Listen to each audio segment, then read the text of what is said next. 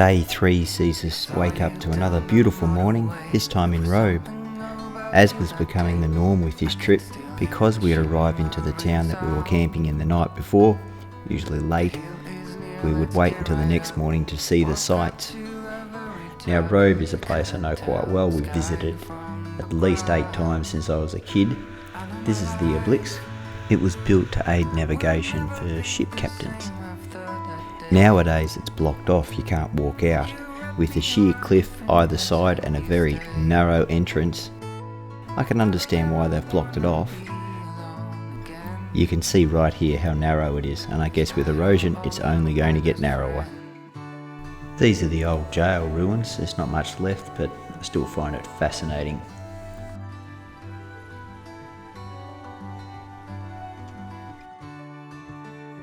Just before we left the Oblix, John decided that he'd check his oil on the motorbike. We only got about 500 metres up the road and there was smoke coming off his engine, and we pulled over and there was oil coming out everywhere. It turns out it wasn't a disaster. John had just put the cap on incorrectly. It kind of cross-threaded a little bit, and there must have been a bit of pressure in the engine. It forced the oil around and it just came out. There was a little bit of work trying to get the cap undone, but nothing a big 6'7" dairy farmer with massive fingers and hands couldn't handle. While John was sorting this out, a lady walked past with a small horse. At least that's what I thought it was.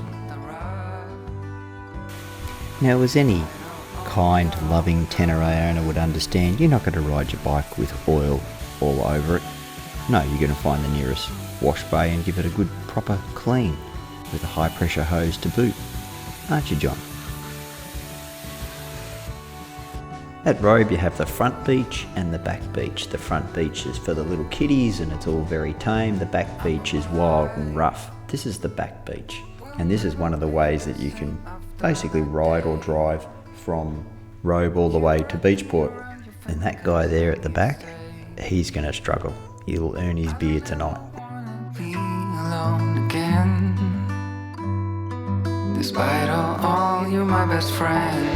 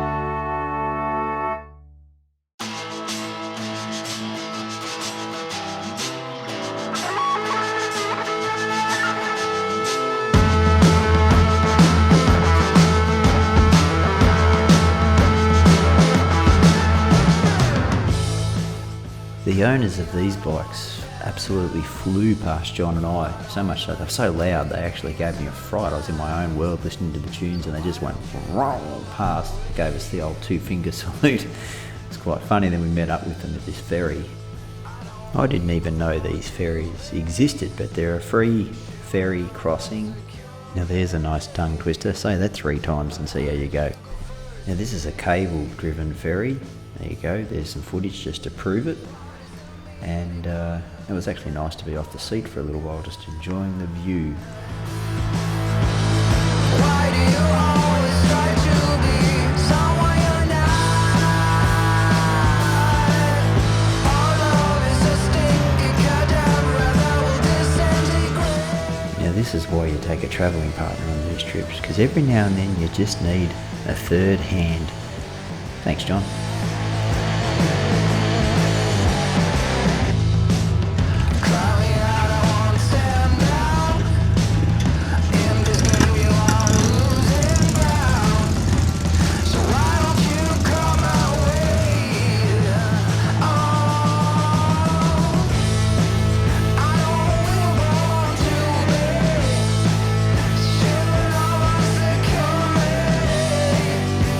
But I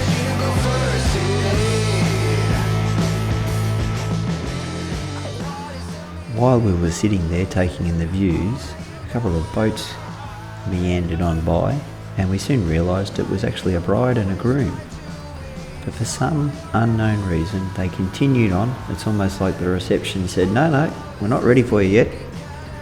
So on they went. I mentioned in part 1 of this series that I'd never been to this part of Australia before.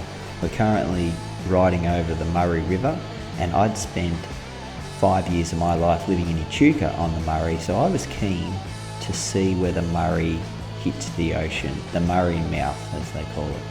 We checked out the map, saw that we had to take this bridge. Actually, have a look at those burnout marks.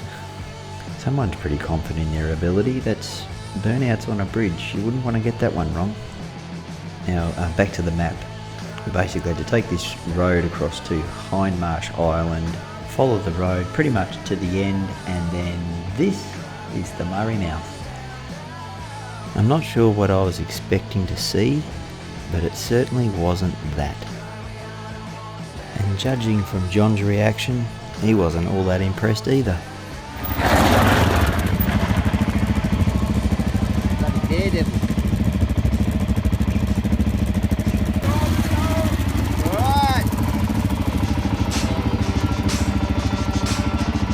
We didn't spend a whole lot of time at the Murray mouth.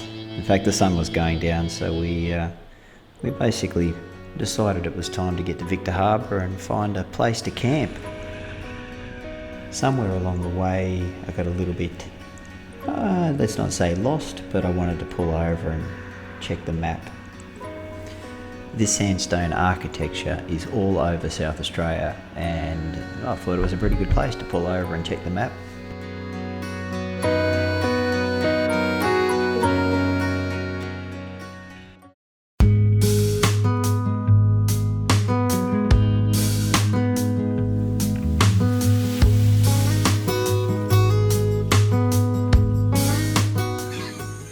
Opened up the eggs this morning.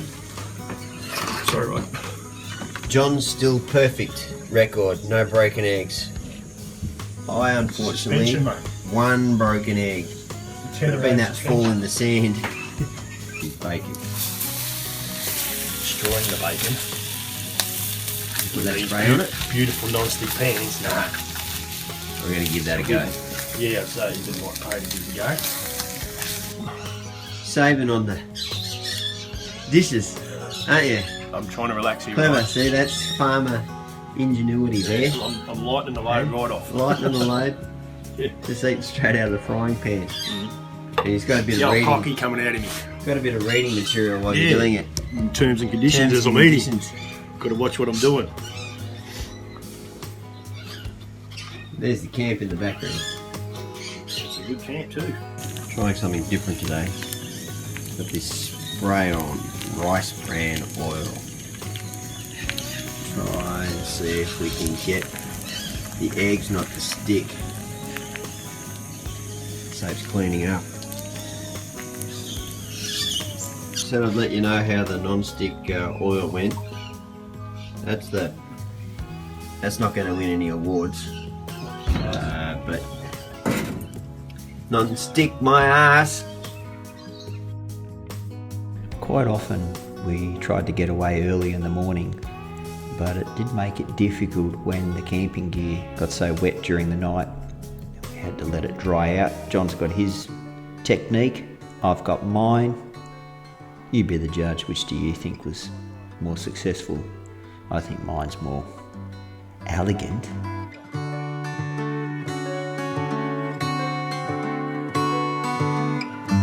Now Victor Harbour's got a bit of a seaweed problem. I saw you down the motorway. There was something about you that day. I can still hear the shimmering sound. The hill is near, let's get right up. Walk up. Do you speak to horse? every town. You speak horse? You the whisperer. You the horse whisperer, Rod?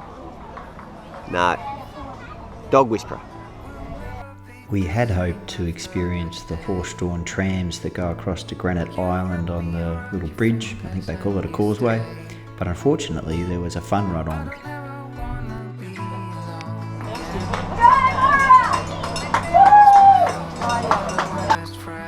John's idea to come in here. If we get a ticket, he's paying for it.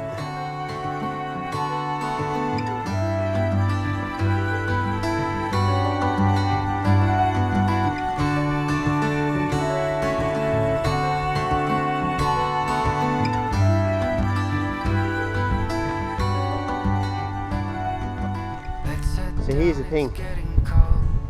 We walked up this hill to check out this copper mine, and that's the most pathetic copper mine I've ever seen. That's not a copper mine. Or maybe that's it there, that little hole. But the view's worth it. Look at that view. Good daredevil John. He's having a piss. They put this fence here for a reason. They don't want anyone going out there.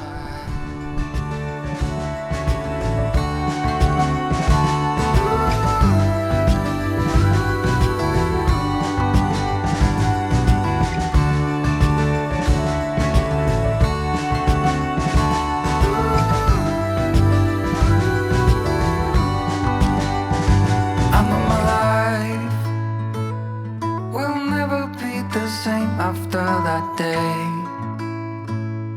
you wrap me around your fingers and you stay. While on our way through the Adelaide Hills, I noticed this sign. Perhaps the Shire of this area might need to improve their proofreading systems. John was commenting on how beautiful the ride was through the Adelaide Hills, lots of curves, fantastic scenery. I noticed this sign, perhaps not the greatest marketing ploy to put a worm in the middle of your apple. We were riding along making our way to Burra, and we came across a little bit of a traffic jam. We couldn't work out what was going on. We thought it was some sort of festival. Turns out it's a typical weekend at Harndorf. Not that far from Adelaide, very, very popular and very beautiful in the middle of autumn. Wonderful architecture everywhere. So we stayed there a little while, walked up and down the street. Very interesting place.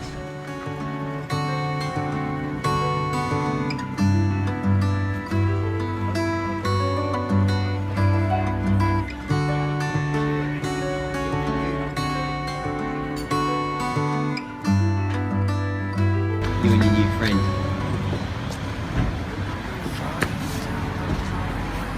Done that before? Yeah. Of course you have. Cow titties. Put that away. They look lovely. Look at that. Thank you. That's actually a full-size chopper. John's just so huge he dwarfs it. Never be the same after that day.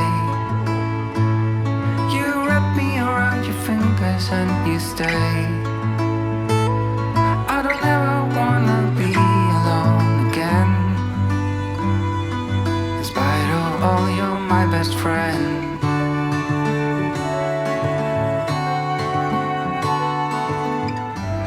Nice. Good chips. Nice decent meal. Good beer. Nice decent meal. And actually, it is a good coffee. Copenhagen. Copenhagen.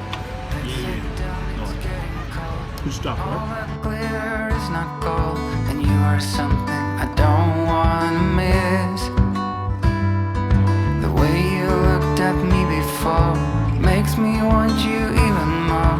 If you want to, I'm up for a kiss. I know it's tough. Don't let anybody tell you you're not enough. Jackpot, John. What did you find, Rod? Mate, 3 weeks without the wife. This is... You better pack that on the back of your bike, I reckon, Oh. because you'll need that. I reckon you might need it more than me. I'll find a spot for No, it. you picked it up. You go put it on your bike. There you are. Sorry, Karen. I've got enough now. Can't believe people throw this good stuff away.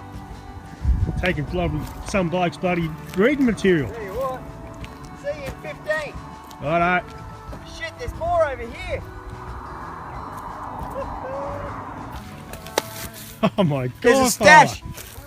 Have a look at this. There's some horny buggers around here. Oh, and a dead cat or something. There's someone living in there. Oh, look at this. That's wrong. Now back to the original reason we pulled over, to check out this lovely old bridge. It's a lovely old bridge. And then a little crappy one. I have a theory, it's a long shot, but this goat was paying quite a bit of attention to us. The porn stash, probably his.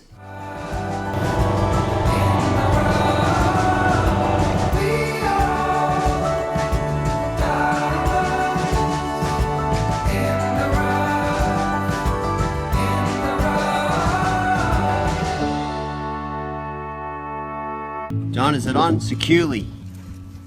We can't. It's only ice, right? No, it's extremely important. If that falls off, the friendship's over, okay? Is that? If the beers fall off, it's over. John's got the ice, and I got the 6-pack in that blue piece of heaven. And then my dirty socks that are being aired out. The piece of heaven I'm referring to is the ice mill portable esky leaning up against the tree. I've heard fellow adventure riders complain they need to stay in pubs or in town so they have access to a drink, but the ice mill allows me to set up camp anywhere, and I can do so with a cold can in my hand. We've managed to pack 8 cans with ice and it stay cold in hot weather for 24 hours. Hence the perfectly apt name, in my opinion, Piece of Heaven.